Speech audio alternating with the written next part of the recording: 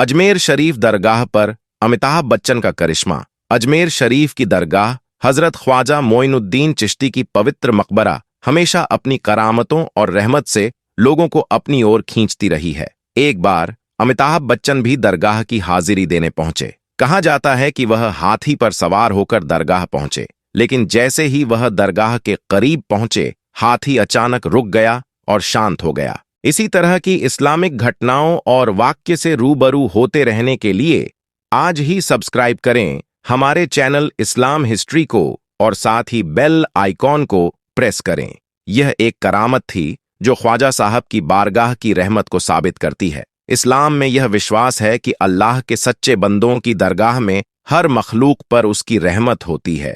यह घटना इस बात का प्रतीक थी कि ख्वाजा साहब की दरगाह में हर दिल को सुकून मिलता है, चाहे वह इंसान हो या कोई और मखलूक। बॉलीवुड के शहंशाह अमिताभ बच्चन की जिंदगी जितनी रोशन नजर आती है, उतनी ही रहस्यमयी और इब्रतनाक भी रही है। आज वह शोहरत, दौलत और इज्जत के मालिक हैं, लेकिन एक ऐसा भी दौर आया था जब उनकी जिंदगी मुसीबतों और मायूसी से भरी हुई थी और ऐसा लगता था कि उनका मुकद्दर उनसे रूठ चुका है। मगर उसी दौर में कुछ ऐसा हुआ जिसे जानकर आज भी इंसान हैरत में पड़ जाता है। दोस्तों, पूरा वाकया जानने के लिए वीडियो को आखिर तक जरूर देखें, और अगर आप भी मानते हैं कि ख्वाजा गरीब नवाज की करामत सच्ची है तो एक बार कमेंट में या ख्वाजा जरूर लिखें। तो चलिए दोस्तों, शुरू करते हैं। यह दास्तान 1990 की दहाई के आखिरी सालों की है। अमिताभ बच्चन की production company ABCL, Amitabh Bachchan corporation limited, दिवालिया हो चुकी थी। हर तरफ कर्जदारों का दबाव था। उनके घर पर नोटिस भेजे जाने लगे थे,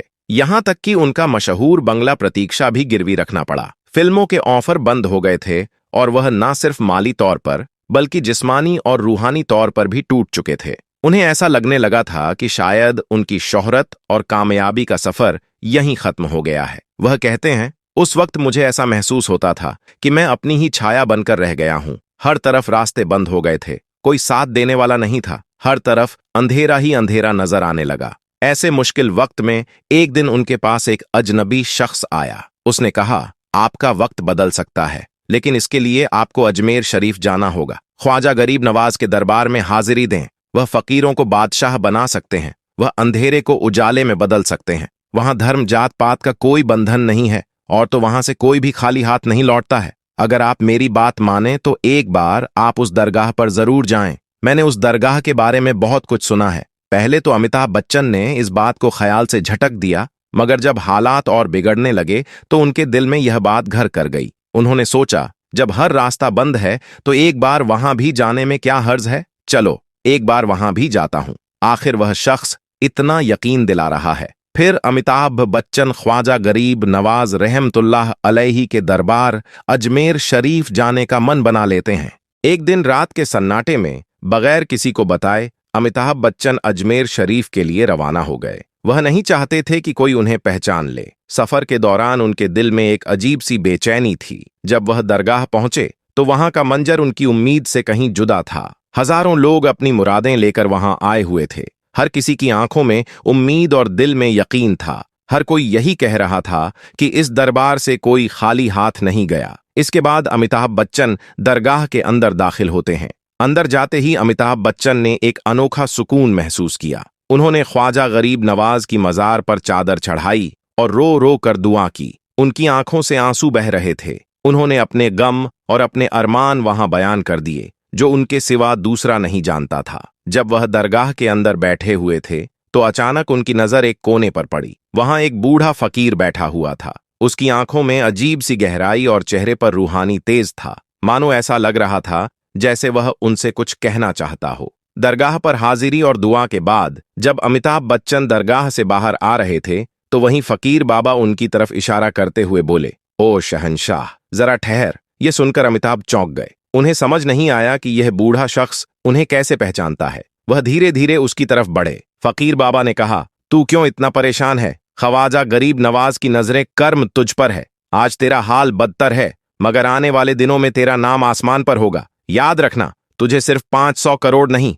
बल्कि उससे भी ज्यादा शोहरत और दौलत नसीब होगी और हर घर में तेरा जिक्र होगा। यह सुनकर अमिताभ बच्चन हैरत में पड़ गए। उन्होंने फकीर बाबा से पूछा, आपको कैसे पता कि मैं परेशान हूं और आप मुझे शहंशाह क्यों कह रहे हैं? फकीर बाबा मुस्कुराए और बोले, ख्वाजा गरीब नवाज ने मुझे यह पैगाम दिया है, अब जा और सब्र कर, तेरे लिए दरवाजे खुलने वाले हैं। अमिताभ बच्चन इस बात को भुलाने की कोशिश करते रहे, मगर उस फकीर बाबा की बात उनके दिल और दिमाग में गूंजती रही। अजमेर शरीफ से लौटने के कुछ ही हफ्तों के अंदर उन्हें यश चोपड़ा की फिल्म मोहब्बतें का ऑफर मिला। यह फिल्म उनके करियर के लिए एक नुक्ता-ए इब्तिदा साबित हुई, लेकिन असली चमत्कार तब हुआ जब उन्हें कौन बनेगा करोड़पति का ऑफर मिला। यह शो न सिर्फ मकबूल हुआ, बल्कि हर घर में अमिताभ बच्चन का नाम गूंजने लगा। उनके सारे कर्ज उतर गए और वह फिर से बॉलीवुड के शहंशाह बन गए। मगर दास्तान यहीं खत्म नहीं होती। जब अमिताभ बच्चन ने दोबारा अजमेर शरीफ जाकर उस फकीर बाबा का शुक्रिया अदा करना चाहा,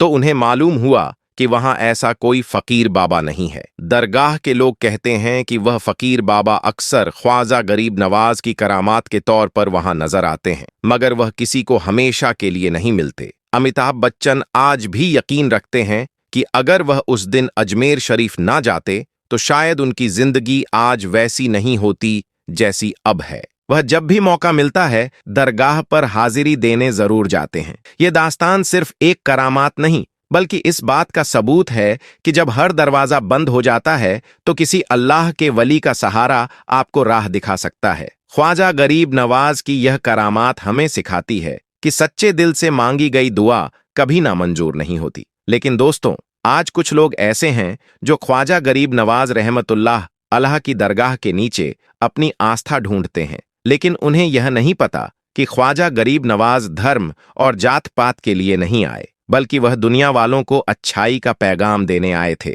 लेकिन आज कुछ लोग ऐसे हैं जो अपने ही फायदे के लिए उनकी दरगाह को नुकसान पहुंचाने की बात करते हैं। दोस्तों, अब हम आपको एक ऐसे शख्स के बारे में बताएंगे जब उसने हजरत ख्वाजा गरीब नवाज रहमतुल्लाह का कत्ल करने की कोशिश की। फिर उसके साथ क्या हुआ, आइए आपको बताते हैं। एक रात चांदनी रात थी। अंधेरा चारों ओर फैला हुआ था और सूफी संत ख्वाजा गरीब नवाज की दरगाह पर हजारों लोग दुआ के लिए इकट्ठा हुए थे। उनकी खिदमत के चर्चे हर जुबान पर थे, लेकिन इस भीड़ के बीच एक अनजान आदमी धीमे कदमों से बारगाह की तरफ बढ़ रहा था। उसके चेहरे पर अजीब सी बेचैनी थी और उसकी मुट्ठी में एक चमचमाता खंजर छिपा हुआ था। उसके दिल में ख्वाजा गरीब नवाज को कत्ल करने का इरादा था। वह उनके करीब पहुंचा और बेहद अदब से बोला, हुजूर, मैं बहुत दूर से आया हूं, आपकी बरकतों के बारे में सुना था, आपकी कदम बोसी करने की ख्वाहिश है। ख्वाजा गरीब नवाज, जो न सिर्फ दिलों के हालात बल्कि इंसानों की नीयत को भी समझने का हुनर रखते थे, मुस्कुरा उठे। उन्होंने उसे गहरी नजरों से देखा और हल्के लहजे में कहा, जो मकसद लेकर आए हो उसे पूरा करो। यह सुनते ही वह शख्स ठिठक गया, उसकी सांसें रुक गईं। क्या ख्वाजा गरीब नवाज को पता चल गया था? उसके माथे पर पसीने की बूंदें उभर आईं और खंजर उसकी जेब में चुभने लगा। उसके कदम जड़ हो गए और उसने कांपती आवाज में कहा, हुजूर, आप यह क्या कह रहे हैं? मैंने क्या किया? ख्वाजा गरीब नवाज की मुस्कुराहट और गहरी हो गई। उन्होंने बस इतना कहा, अल्लाह हर नियत को जानता है, दिल को साफ कर लो। मुझे आपके दुश्मनों ने पैसे का लालच देकर भेजा था, लेकिन आपकी नजरों ने मेरी नियत को चीर दिया। दोस्तों, यहां देखिए ख्वाजा गरीब नवाज की रहमदली। उन्होंने फरमाया, तुम्हारे गुनाह मेरे सामने नहीं, अल्लाह के सामने हैं। किसी का नाम मत लिया करो और अपना गुनाह माफ करवा लो। यह सुनते ही वह शख्स फूट फूट कर रोने लगा। उसने कहा, हुजूर, मुझे मुसलमान बना लीजिए, मुझे कलमा पढ़ा दीजिए। ख्वाजा गरीब नवाज ने उसे माफ कर दिया और उसे कलमा भी पढ़ाया और मुसलमान बना लिया। इसके बाद वह शख्स पूरी जिंदगी ख्वाजा गरीब नवाज का मुरीद बनकर रहा। उसने तकरीबन 45,000 किए और उसने मक्का शरीफ में वफात पाई थी। दोस्तों, ये ख्वाजा गरीब नवाज की करामत है कि वह दुश्मनों को भी अपना बना लेते हैं। सुभान अल्लाह। दोस्तों, अल्लाह रब्बुल इज्जत की बारगाह में यह दुआ है कि मौला अपने हबीब हजरत मोहम्मद मुस्तफ़ा सल्लल्लाहु अलैहि वसल्लम और ख्वाजा गरीब नवाज रहमतुल्लाह अलैहि के वसीले से हम सबको मुकम्मल इश्क रसूल अता फरमाए, हमारे और हमारे परिवार के ईमान की हिफाजत फरमाए और हम सबको नेक आमल करने और सच्चे रास्ते पर चलने की तौफीक अता फरमाए। जो भी लोग इस दुआ को सुन या पढ़ रहे हैं, उनकी जायज तमन्नाओं और मुरादों को पूरा फरमाए। बीमारों को शिफा ए कामला अता फरमाए। कर्ज में डूबे हुए लोगों को कर्ज से निजात अता फरमाए। परेशान हाल लोगों की परेशानियों को दूर फरमाए। बे औलाद लोगों को नेक और सालेह औलाद अता फरमाए। दोस्तों, कमेंट बॉक्स में आमीन लिखकर इस दुआ में अपनी आमीन जरूर शामिल करें।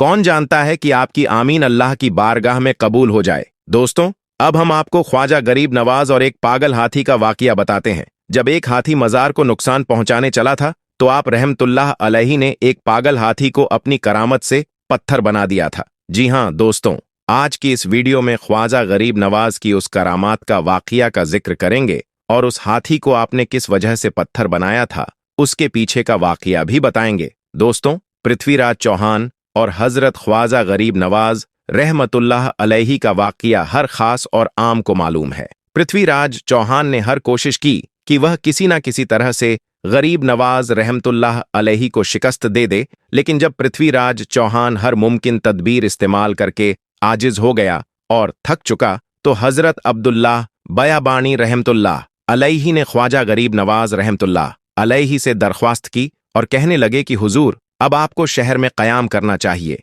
ताकि मखलूक आप रहमतुल्लाह अलैहि के फैज़ से ज़ाहिरी और बातिन दोनों फैज़ से फैज़ याब हो सके। तो ख्वाजा गरीब नवाज रहमतुल्लाह अलैहि ने इस दरख्वास्त को मंजूर कर लिया। हजरत ख्वाजा गरीब नवाज मोइनुद्दीन चिश्ती रहमतुल्लाह अलैहि ने शेख मोहम्मद यादगार को हुक्म दिया कि शहर में कहीं मुनासिब जगह तलाश करो रिहाइश के लिए, यानी हमारे लिए एक मकान तलाश करो जहां पर हम रह सकें। फिर शहर में जाकर शेख मोहम्मद यादगार ने वह जगह तजवीज की जहां आज ख्वाजा गरीब नवाज का मकान मौजूद है, और यह जगह दूसरे के रहने की जगह थी। चुनांचे फिर आप ख्वाजा गरीब नवाज रहमतुल्लाह अलैहि आना सागर से उठकर उस मुकाम पर रिहाइश पजीर हो गए जहां पर आज दरगाह मौजूद है। शहर में क़याम करने के बाद ख्वाजा गरीब नवाज रहमतुल्लाह अलैहि ने पृथ्वीराज के नाम दावतनामा भिजवाया, जिसका मजमून कुछ यूं लिखा था कि ऐसा संघ दिल राजा तेरा अहद का जिन लोगों पर था वह अल्लाह तबारक व ताला के फजल व करम से इस्लाम में दाखिल हो गए हैं, और अगर तू अपनी भलाई चाहता है तो मुसलमान हो जा, वरना जलीलो खार होगा। पृथ्वीराज पर गरीब नवाज रहमतुल्लाह अलैहि की इस दावत का कोई भी असर न हुआ, और जो कासदन गरीब नवाज रहमतुल्लाह अलैहि ने भेजा था वह वापस भी आ गया। उसके बाद आप गरीब नवाज रहमतुल्लाह अलैहि बैठे रहे। फिर गरीब नवाज रहमतुल्लाह अलैहि ने आंखें खोलकर फरमाया, अगर यह शख्स अल्लाह तबारक व ताला पर ईमान न लाए तो उसे जिंदा गिरफ्तार कर लिया जाए और यह इस्लामी लश्कर के हवाले हो जाएगा। पृथ्वीराज का जब गरीब नवाज रहमतुल्लाह अलैहि पर जोर ना चल सका तो उसने मुसलमानों पर जुल्म सितम ढाना शुरू कर दिया। हजरत ख्वाजा गरीब नवाज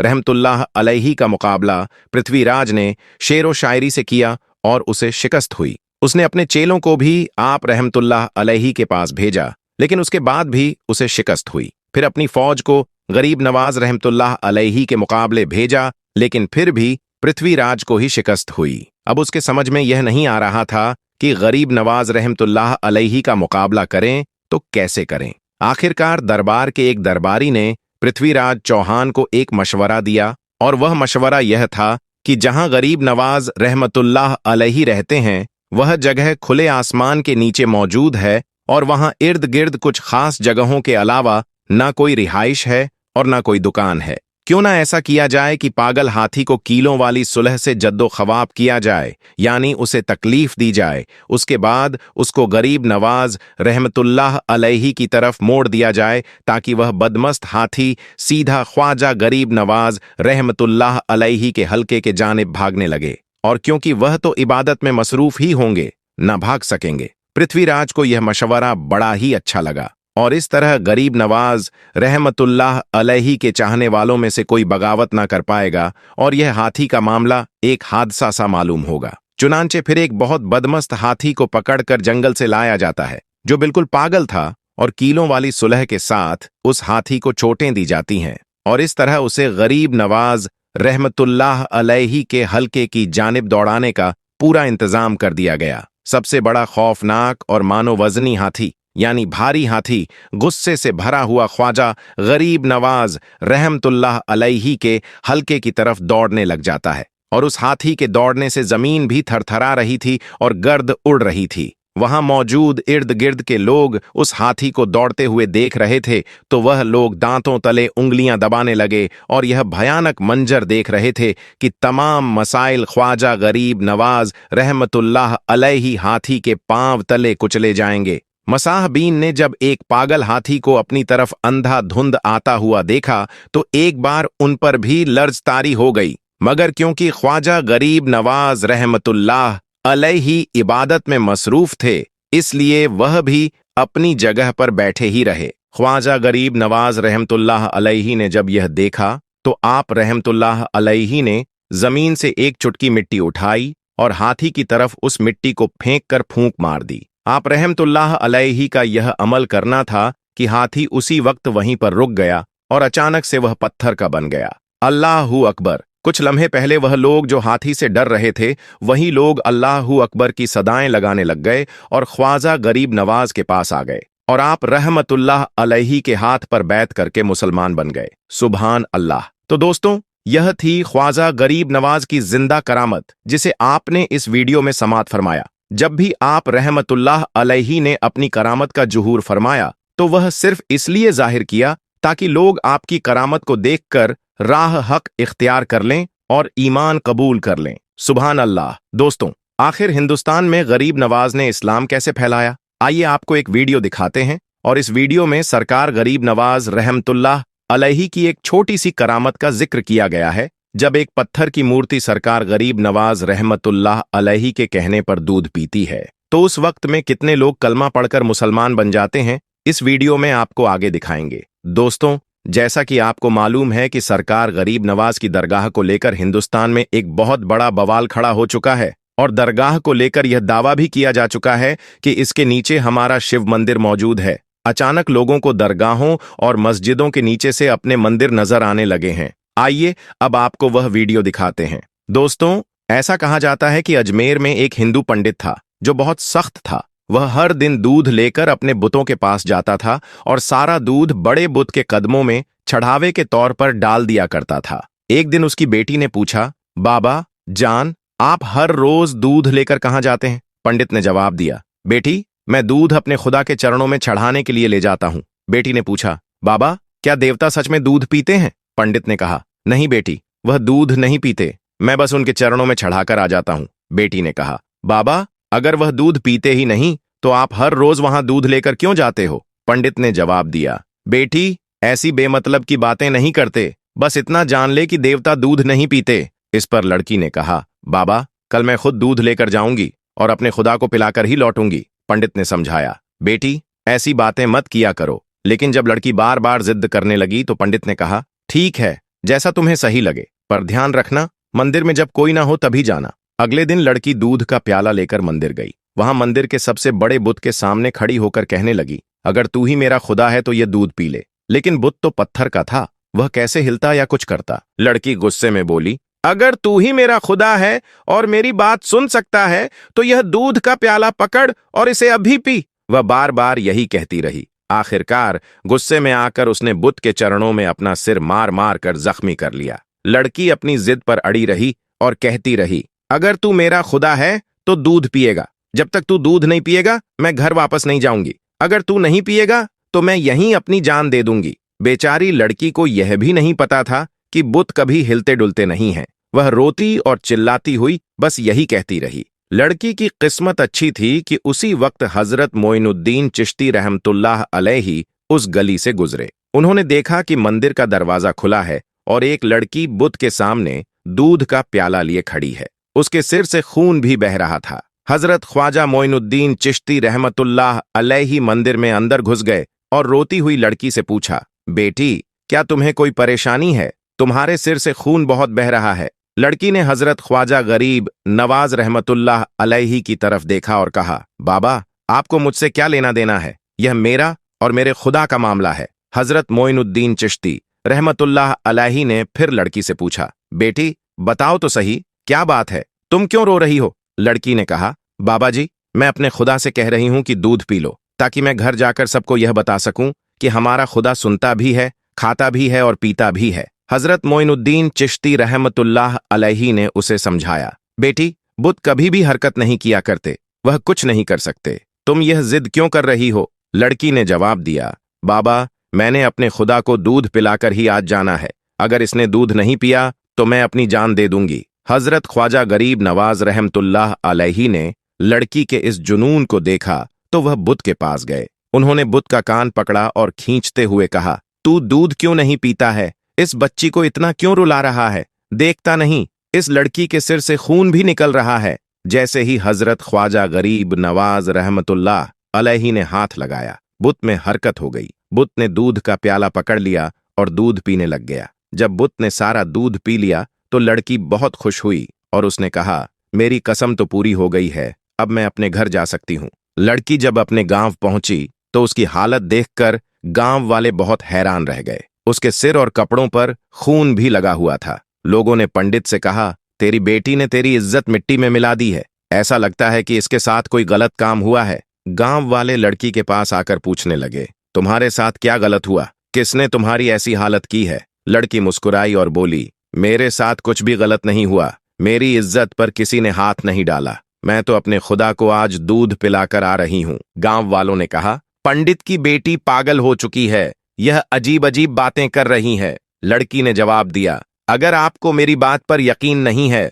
तो मेरे साथ चलो, मैं आप सबके सामने देवता को फिर से दूध पिलाकर दिखाती हूँ। अगली सुबह पूरे गांव के लोग इस करिश्मे को देखने के लिए मंदिर पहुंच चुके थे। पंडित और उसकी बेटी भी उनके साथ थी। लड़की बुत के सामने खड़ी होकर बोली, ए खुदा, दूध पी ले। उसने एक बार नहीं बल्कि कई बार कहा, लेकिन बुत ने कोई हरकत नहीं की। लोगों का मजमा कहने लगा, ए लड़की, पागलों जैसी हरकतें मत कर, देवता हरकत नहीं करते। लड़की ने कहा, ए मेरे खुदा, तुझे मेरी इज्जत की कसम, दूध पी ले। लेकिन बुत पर कोई असर नहीं हुआ। फिर लड़की गुस्से में बुत से बोली, दूध पीता है या फिर मैं कल वाले बुजुर्ग बाबा को बुलाकर ले आऊं? लड़की के मुंह से यह अल्फाज निकलते ही बुत ने दूध का प्याला उठाया और सारा दूध पी लिया। ये देखकर वहां मौजूद सारे लोग हैरान रह गए। उन्होंने लड़की से पूछा, बेटा, वह कल वाला बाबा कौन है जिसका तुम नाम ले रही हो? लड़की ने जवाब दिया, मुझे उनका नाम तो पता नहीं है, लेकिन इतना जानती हूं कि वह इधर को गए थे।